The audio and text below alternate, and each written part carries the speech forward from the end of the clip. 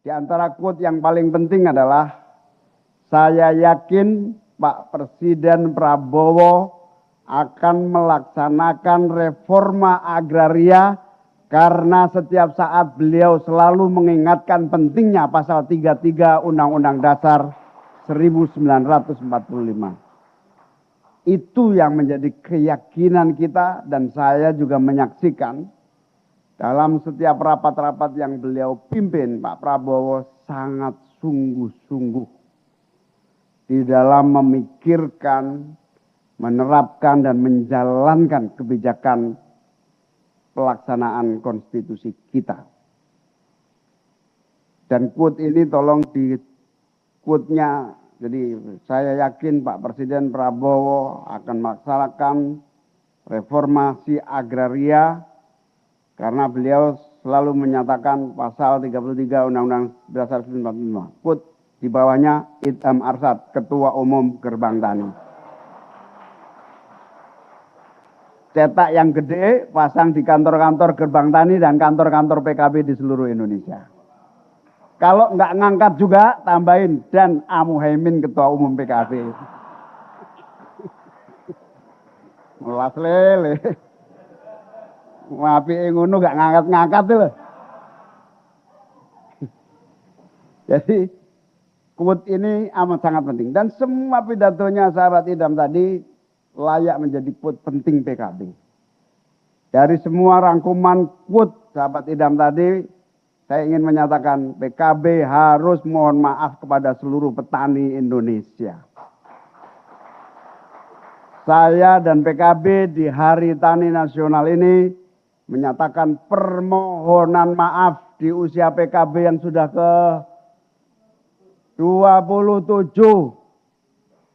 Omong kosong menghasilkan kesejahteraan buat petani. Karena itu terimalah permohonan maaf PKB di Hari Tani ini. Moga-moga permohonan maaf ini sekaligus mengingatkan seluruh pengurus, seluruh legislator, seluruh menteri, seluruh bupati, seluruh gubernur dari PKB setelah minta maaf, tobat akan memperjuangkan seluruh nasib petani dengan sungguh-sungguh. Kenapa? Karena ya sahabat saya Farida Farika itu contoh saja. Pada dasarnya semua orang PKB yang berhasil adalah anak-anak petani semuanya. Hampir semuanya. Kecuali Pak Alwi Shihab aja ini. Anaknya kiai dari dulu. Kalau saya anaknya buruh tani karena orang tua saya yang mengerjakan taninya kakek saya. Jadi buruh tani juga gitu. Nggak punya tanah ya tanahnya kakek saya yang dimainkan gitu. Nah, semua adalah anak-anak petani, tapi semua kadang tidak sadar dan lupa bahwa kita semua ini adalah anak-anak petani yang belum menghasilkan secercah harapan yang nyata.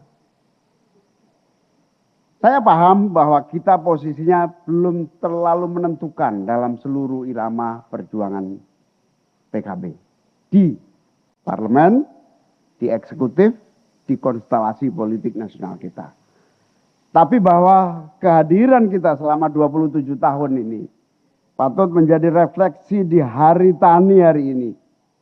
Bahwa kita yang lahir, tumbuh dan besar atas keringat, air mata, penderitaan, perjuangan petani itu belum menghasilkan karya-karya nyata, baik undang-undang, policy, kebijakan, penganggaran saya yakin Pak Cucun, Pak Jazil, siapa lagi wakil-wakil Pak Banggar, kita masih hanya menjadi penonton, belum menentukan anggaran yang terbaik.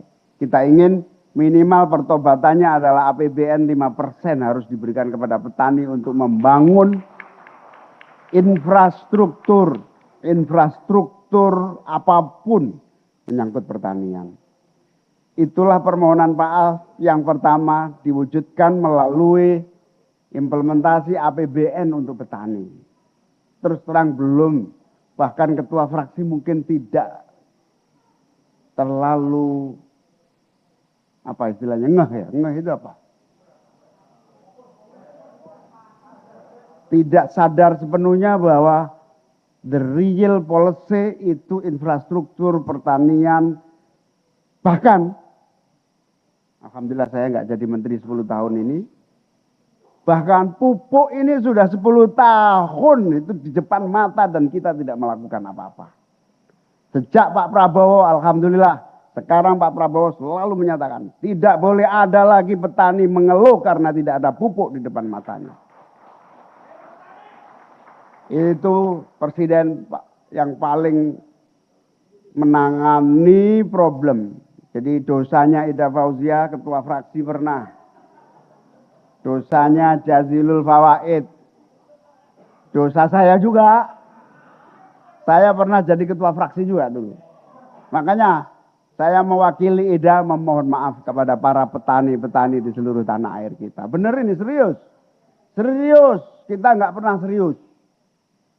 Saya teriak-teriak saja, namanya juga DPR kan tugasnya teriak-teriak. Kalau nggak teriak-teriak, diteriakin gitu. Nah karena saya dibayar untuk teriak-teriak, 7 tahun saya teriak-teriak soal pupuk. 7 tahun, nggak ada hasilnya.